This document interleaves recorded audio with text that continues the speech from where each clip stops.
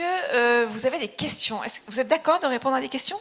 Est-ce que vous avez des questions dans la salle à poser à nos invités? Oui. Comment ça se fait que pour nous c'est si évident, tout ça? Viscéralement, on ne peut pas faire autrement. On fait un boulot, on va jusqu'au bout. Pourquoi c'est si évident et viscéralement vital? Et pourquoi ça ne l'est pas pour tout le monde? Non, la question c'est, est-ce que vous avez, moi je vois mes frères et sœurs, les amis d'enfance, la famille en fait, ils ne voient pas le monde comme je le vois. Et je n'arrive pas à comprendre l'action.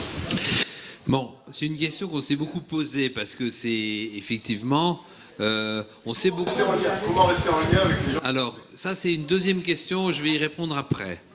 Elle est beaucoup plus compliquée celle-là. Et je pense que c'est très intéressant parce que cette crise a révélé les gens qui ont l'esprit soumis et les gens qui ont l'esprit critique. Je veux dire qu'avant on ne les voyait pas, on les a fait passer par le filtre de cette crise, ils se sont révélés. Et c'est absolument flagrant, et de voir les gens apparaître selon des formes. Et j'ai une amie d'enfance qui m'envoie un message au début de la crise, que je connais depuis que j'ai 5 ans, nos mères étaient amies, et qui me dit qu'est-ce que tu penses dans le truc là? J'imagine que toi t'es pour Raoul et la chloroquine, alors que ça faisait 15 ans qu'on s'était pas vus. Et je lui dis oui, évidemment, et elle me dit oh je m'en doutais. Ça veut dire que de mon enfance, de ce que j'étais, elle avait gardé la mémoire d'un petit garçon qui avait son esprit critique et qui ne se laisserait pas faire. Et moi, j'avais gardé la mémoire d'une bonne fille gentille, un peu soumise, et voilà. Et donc, ça a été compliqué parce que on s'est échangé des messages et tout ça, et on a parlé, et puis elle m'envoyait toujours des articles du Monde, et je lui disais, mais le Monde, c'est Bill Gates, tu sais bien. Donc, elle dit, oui, mais le Monde, c'est le Monde quand même. Non, ma poule, le Monde, c'est Bill Gates. Hein, c'est tout. Donc, à la deuxième question, comment on va réconcilier? Ça va être extrêmement compliqué.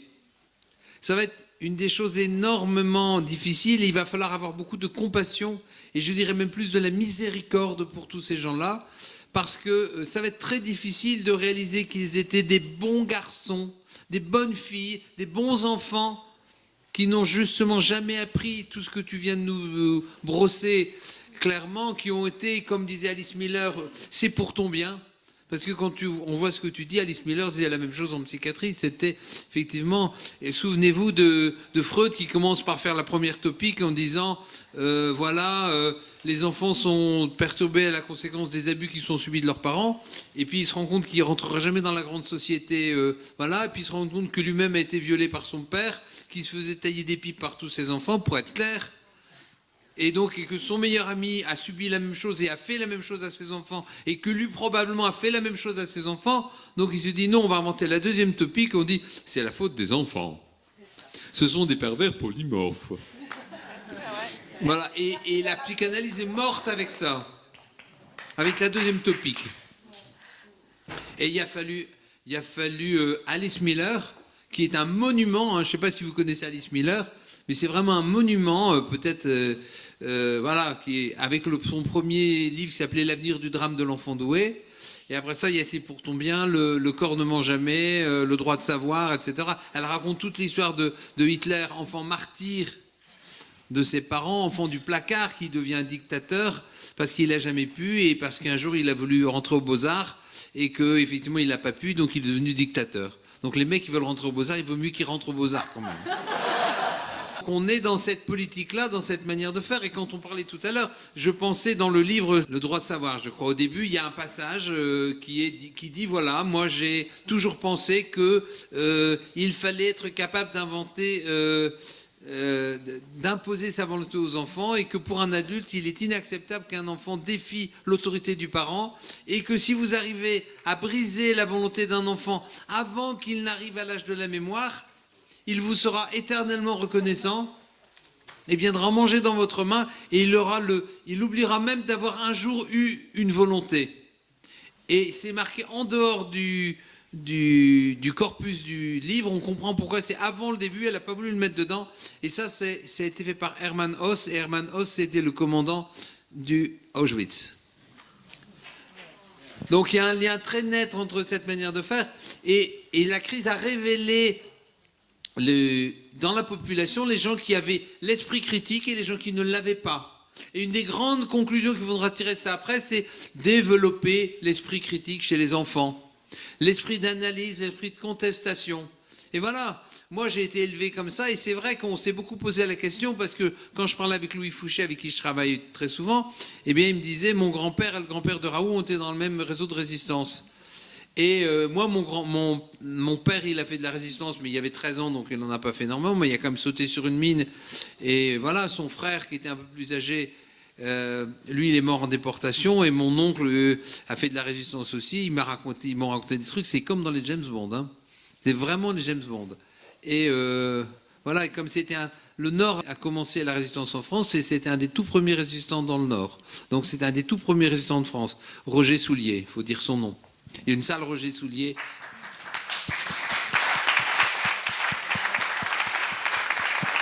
Au lycée Fédère, il y a une salle Roger Soulier. Et effectivement, il y a un esprit comme ça. Et je pense que c'est important. Et c'est intéressant aussi parce que qu'est-ce qui résiste bien? Les Antilles, les anciens esclaves. Ils ont l'habitude de ne pas se les faire avoir.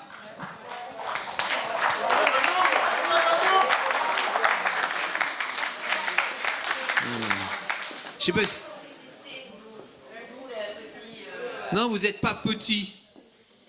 Vous n'êtes pas petit. On va résister. Et c'est clair qu'ils ont bien conscience. Le fou avec son écharpe jaune, là, qui voulait picouser tout le monde de force.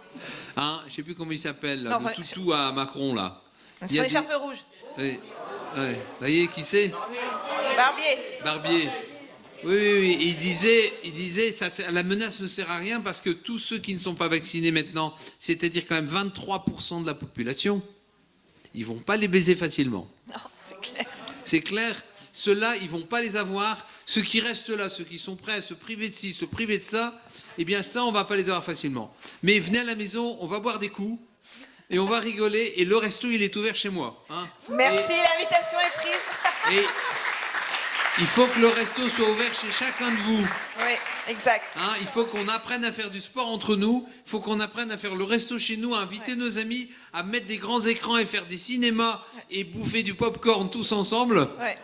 Hein, et il faut vraiment qu'on fasse ça. On n'a pas besoin de leur connerie, quoi. Et ça, le résister, c'est ne rien lâcher. Le dernier film de Barnier s'appelle... Le premier, c'est Hold Up, et le deuxième, c'est Hold On. J'ai vu la copie d'essai hier, et c'est vraiment très bien, ça va sortir dans une semaine maximum. Hold On, ça veut dire tenez bon. Ouais. Tenez bon. On ne lâche rien. Merci beaucoup. Merci beaucoup.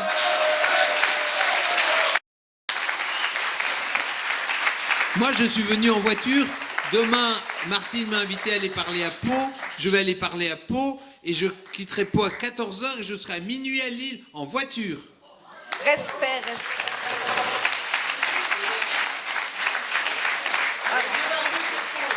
Alors, Marc, oui, tu voulais... Je t'en prie. J'ai une question parce que justement, nous on anime régulièrement les manifs sur Bordeaux. Tu animes, ouais.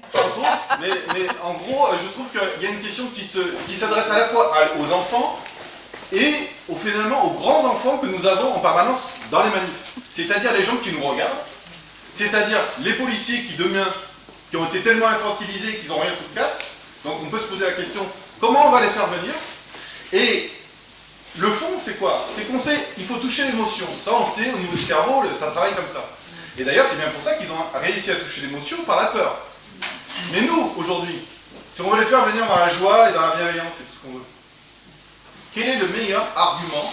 Je dirais, parce que je pousse un peu le débat, mais quel est le meilleur argument pour toucher à la fois et les enfants pour qu'ils se réveillent, les jeunes, et finalement ces grands enfants qui leur touchent à la fois la raison, finalement, pour qu'ils changent, en fait, pour qu'il y ait la création du doute qui est essentielle pour moi dans la démocratie. Mais ça, c'est l'éducation, c'est ce que tu as dit. Hein. Et puis, il ne faut pas... Attendez, en 1939, il y avait moins de 100 000 non-pétinistes. Oui, c'est sûr. Il y avait moins de 100 000 non-pétinistes. Et quand Pétain a demandé aux juges, aux magistrats, puisqu'on les cherche, les magistrats, c'est « je cherche un homme, je cherche un homme ». Tu te souviens, hein? Bon, eh bien, il y avait quand Pétain demande aux magistrats de prêter serment d'allégeance au nouveau régime, vous savez combien ont dit non? Un. Il y a eu un seul magistrat français qui a dit non et qui s'est fait virer. Un seul. Voilà, suspendu. Et vous voyez, ici, on est en France, il y a quand même 23% de la population, c'est-à-dire 15 millions de Français qui ne veulent pas. Il y a les petits-enfants, mais il y a aussi les adultes, et il y a 5-6 millions d'adultes qui ne veulent pas. Et que vous ne vaccinerez à aucun prix. Mais vous savez, il y a Stéphane Hessel. Et donc, c'est beaucoup plus que... Et c'est toujours une petite quantité. Regarde, il y a une citation qui dit « N'oubliez jamais que c'est toujours une petite quantité de la population qui est consciente et qui va changer le monde. » Et ça a toujours été comme ça. C'est ça. C'est ce que disait Stéphane Hessel. Que l'histoire a toujours été écrite par les minorités. Voilà. Donc, c'est Margaret. je crois que Magali, tu voulais répondre à Marc? Vas-y, viens. Je disais en fait que finalement, c'est ce que un petit peu on incarne nous. Enfin,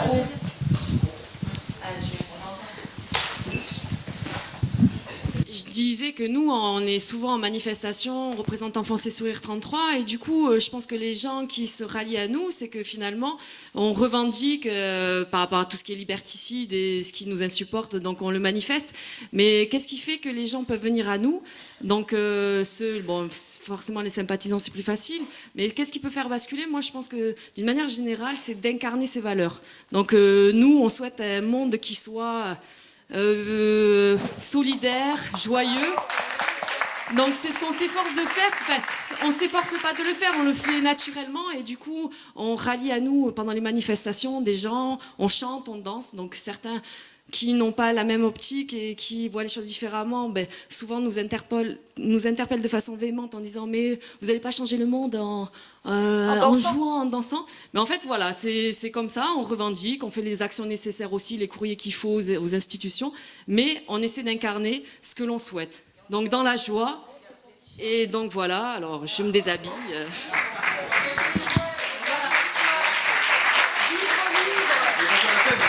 Donc là en fait, ça c'est un t-shirt qui a été fait par une artiste qui s'appelle Isabelle Carmen Fuentes, qui est sur le bassin d'Arcachon. Donc ça, elle les avait peints, elle les avait fait à l'époque une vingtaine et elle devait être là et en vendre. Elle en a sérigraphié, mais ce sera à disposition. Et voilà, il y a marqué « Vivre libre ».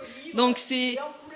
Voilà, c'est de l'art qui représente aussi, c'est un petit peu notre Marianne avec la colombe et la liberté. Ça représente nos valeurs de liberté, de fraternité, de solidarité et de joie en fait. Voilà, on veut un monde heureux et donc on l'incarne en manifestation. On chante, on danse.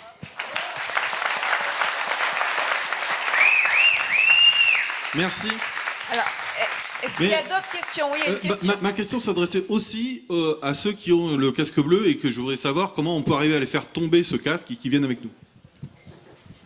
Il y avait une question, oui. Alors, vous avez dit que les enfants, il faut qu'on leur apprenne l'esprit critique, c'est ce qu'on essaie de faire à la maison, et de ne pas les nourrir de télé, de propagande, on essaye de faire de notre mieux. Après, bon, c'est des adolescents qui vont aussi dans la société et qui ont deux discours un peu différents et ils sont quand même un peu dans le moule. Et donc c'est une situation un peu schizophrène en fait. Et ils ne savent pas comment trouver leur place. Ils sont souvent un petit peu rejetés aussi, mais tout en faisant l'effort de s'adapter. Donc c'est fatigant, c'est épuisant pour eux. Et quelle alternative quoi? Comment nous parents qui sont voilà. Et puis ce qu'on leur essaie de montrer, on reste quand même des parents, des vieux, qui disent parfois n'importe quoi, et c'est compliqué. La philosophie se structure, enfin, ce qui est du domaine... Donc, la philosophie, c'est l'esprit critique. Le but de la philosophie, c'est éveiller l'esprit critique. Et la base de la philosophie, c'est la dialectique. Dia, deux. Lectos, discours. C'est dans la mesure où il y a un mouvement entre deux discours qui se font face à face et qui sont antithétiques, qu'il peut y avoir la genèse d'un esprit critique. Il faut dire ici à ton enfant, à tes enfants, qu'il est heureux qu'il n'y ait pas une pensée unique et que vous ayez un avis, le voisin un autre, ses amis, les cousins, et etc. C'est ça qui nous tient en vie dans la multiplicité des avis. Une dissertation, l'art dissertatif, c'est la base également de l'éveil de la pensée et de la philosophie. Une dissertation se structure en 3 temps. Une thèse, une antithèse et une synthèse. L'idée ici, c'est regarde, il y a ce mouvement, il y a cet esprit de polémique, polémos, le conflit. Oui, il y a un conflit, mais de ce conflit, qu'est-ce qu'il germe? Une synthèse, syn, ensemble. Et tu pourras te trouver dans un réuni avec toi-même lorsque tu auras fait la part des choses.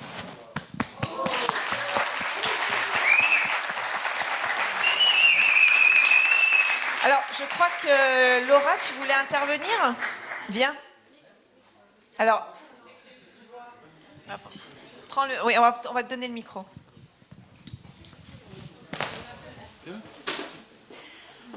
Donc tout le monde connaît Laura, je crois. Hein. On la voit beaucoup sur les vidéos. On est tous là, on lâche rien depuis le début. Et ce que je voulais vous dire, juste une parenthèse, bravo, parce qu'on est tous sur la même longueur d'onde. D'entendre tous vos discours, c'est magnifique, parce qu'on a tous compris que le spirituel, il avait son importance, que le nouveau monde qu'on veut créer, c'est la pensée crée la matière, c'est tout ça. Et voilà, je pense qu'on est sur la bonne voie. Et ça fait du bien et ça nous aide à garder tous l'espoir. C'était pour répondre un peu, Marc, vous posez la question donc de savoir qu'est-ce qu'on pouvait faire au niveau des policiers pour qu'ils baissent leur casque. Alors pour rejoindre ce que disait Magali, ce que je trouve magnifique, et je pense que la réponse, on l'a déjà vue en pratique, c'est qu'on a essayé, même s'il y en a qui y croyaient pas, d'appeler à leurs âmes, même s'il y en a, on les changera pas, ceux-là sans essayer de les convaincre aussi, mais en leur disant vous êtes des pères, des mères, quel monde vous voulez, quelle humanité. Est-ce que vous voulez laisser ce monde à vos enfants? On est là pour vous, pour nos libertés. Et au fur et à mesure des manifestations, on a vu que ça avait marché. Et le fait aussi d'y croire, de se dire, on n'est peut-être pas dans... Enfin, si on est sur le domaine public, mais déclaré ou pas déclaré, on est pacifique, on est bienveillant. Ça reste de la désobéissance, pacifique, on va dire. Mais on a réussi spirituellement à tellement tous être convaincus à plusieurs reprises qu'il fallait pas qu'ils gazent, qu'on les chasse, qu'ils se chassent par nos énergies en fait. Et c'est magnifique. Et le mantra qu'on crie, on en crie plein pour l'humanité, pour nos libertés, mais surtout pour nos libertés, celles de nos enfants. Et on se bat, c'est ce que vous disiez tous un petit peu, c'est le pour, on n'est pas contre quelque chose aussi. Les mots, ils ont leur importance. Et c'est magnifique. Donc je pense que, après, ça serait bien d'entendre vos avis, si vous avez des conseils à nous donner. Mais je pense que cette stratégie, elle est pas mal. Et on se dit, comme vous disiez, Monsieur Soulier, ils se réveilleront. Voilà, on s'aime encore. Et puis il y en a, ça germera pas. Mais il y en a chez qui ça germe. Et puis ça prendra le temps que ça prendra. Mais on y arrivera. Voilà, merci beaucoup.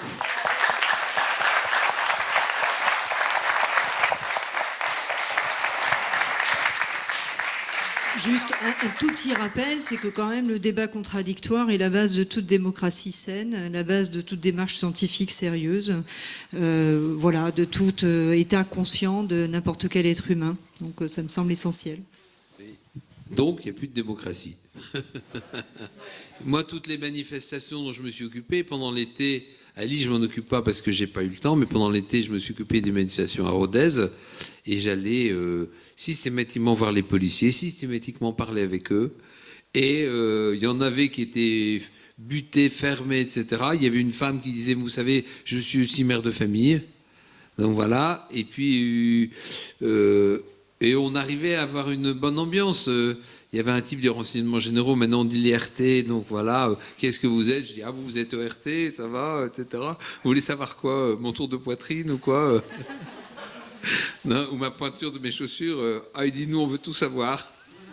Bon, non mais on a moyen de discuter tranquillement avec les gens. Il y avait même un flic au début qui avait l'air un peu buté, et il était dans une voiture avec une femme flic qui était celle qui était plus sympa. Et puis à la manif, de manif en manif, pendant un mois, je les ai vus 4 samedis de suite, et à la fin, on finissait par blaguer. Et alors j'ai dit comment ça va, voilà, ça va, oh, on en a un peu marre, etc. Puis à un moment, il m'appelle, il me dit de revenir à la voiture. Donc je reviens, il me dit, vous voulez pas le faire le lundi plutôt? Et je lui ai dit, vous savez bien que le lundi au soleil, ça n'existe pas. Donc à la fin, on avait une certaine bonhomie. Par contre, ce qui m'a sidéré à un moment, il y avait un colonel de police qui était là, et il y avait une fille qui était une représentante de la préfecture. Et quand on était leur parler, là on est tombé sur des gens archi fermés. Et là, on a vu le dogme absolu. Ça m'a... Autant les policiers de base, ils étaient sympas, autant ils disaient, bon, vous n'allez pas de violent. Je dis, non, on n'a pas de violent, on est là, puis c'est tout. Alors le mec, il me donne même son prénom, il me dit, mais le dites pas dans le micro, hein. Soyez sympa. Je dis, c'est comment votre prénom, monsieur Olivier? Le mec, il me donne son prénom. Et il dit, mais gueulez pas dans le micro, hein. Ah, faites-moi confiance, ça va aller. Donc, on avait une bonne ambiance. Par contre, les gens de la préfecture et un autre gradé de la police, c'était vraiment... Aujourd'hui, on n'a qu'une épidémie de non-vaccinés, c'est eux qui remplissent les hôpitaux, etc. Et quand je leur ai dit, mais attendez, voyez, telle référence scientifique, tel truc, je vous le donne, je vous le montre, je le regarde sur Internet, regardez là, c'est pas vrai du tout. On veut pas savoir.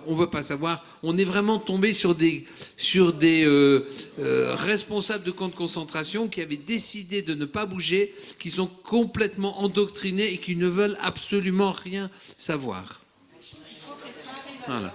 Et c'est les gens... Moi, je suis allé à l'ARS, à Lille, quand on a fait le 15, il y avait une manifestation à l'ARS. Je suis allé à l'ARS et on a été reçus à 3 par le directeur de l'ARS.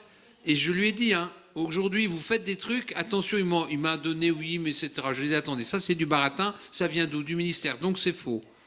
Donc arrêtez de croire ce que dit le ministère de la Santé, ce que dit le ministère de l'Intérieur. Regardez les bonnes informations sur les bonnes revues scientifiques, ce que dit Ioannidis, etc. Les vrais grands scientifiques dans le monde, et vous verrez que tout ce que vous dites est faux. Et le mec, je lui ai dit, écoutez, maintenant on va se parler autrement. Un jour, ça va s'arrêter. Et ce jour-là, vous vous retrouverez de l'autre côté de la barre. Et aujourd'hui, vous devriez vous demander ce que vous devez faire et réfléchir à la notion de la désobéissance civique. Parce que souvenez-vous des gens qui faisaient arriver les trains à l'heure. Oui, exactement. Merci beaucoup.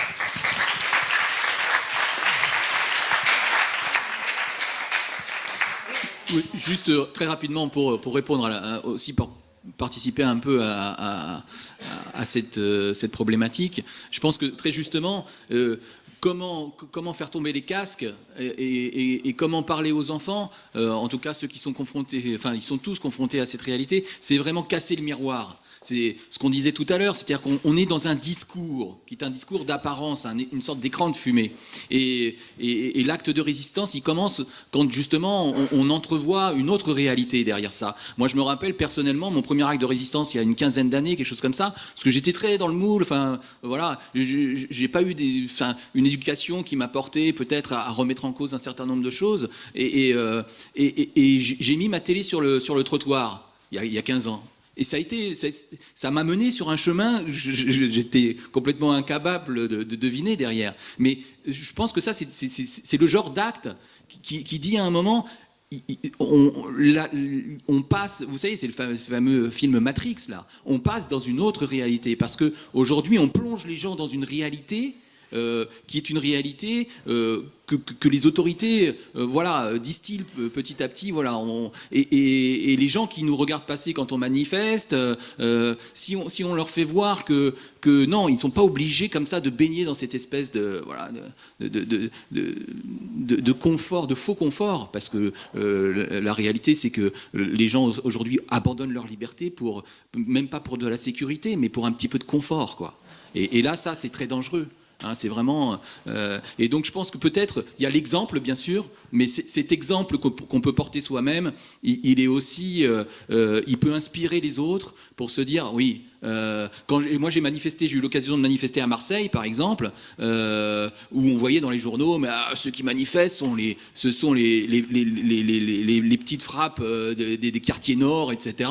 Et pourtant, je vais vous dire, moi à Marseille, j'étais à côté de Mamie, dans le cortège, c'était comme à Bordeaux, c'est-à-dire qu'on avait des gens, même parfois habillés très, très chic, enfin très bien, on avait tous les âges, on avait vraiment un panel de représentation de la société qui était incroyable. Enfin, je veux dire, c'est pas une bande de biknit avec les cheveux dans tous les sens ou je ne sais quoi, c'est pas du tout ça.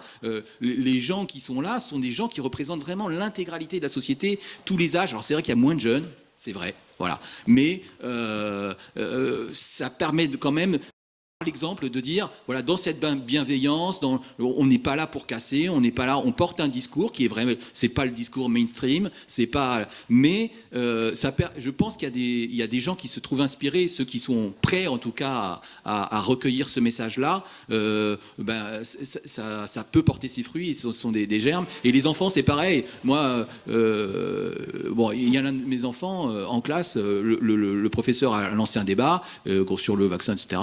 Puis il a fini par dire, de toute façon, les gens qui ne se vaccinent pas sont des idiots. Bon, donc forcément, l'un de mes fils, me dit, c'est-à-dire que mon père est un idiot, quoi. Et donc, on en a discuté ensemble. Je lui dis, tu sais, tu peux le penser, c'est pas grave, hein. Mais forcément, je porte un exemple vis-à-vis de mon fils, lui laisser le choix, la liberté de choisir. Voilà. Est-ce que son père est un idiot ou pas ? Il a le droit de penser que son père est un idiot, comme son professeur, hein. C'est pas grave. Mais l'essentiel, je pense que c'est d'en parler, justement, et d'être dans la réalité, dans la réalité de ce qui se passe. Et pourquoi ce professeur pense que je suis un idiot ? Et pourquoi je ne pense pas comme ton professeur ? Voilà. Ça, je pense que c'est un débat intéressant.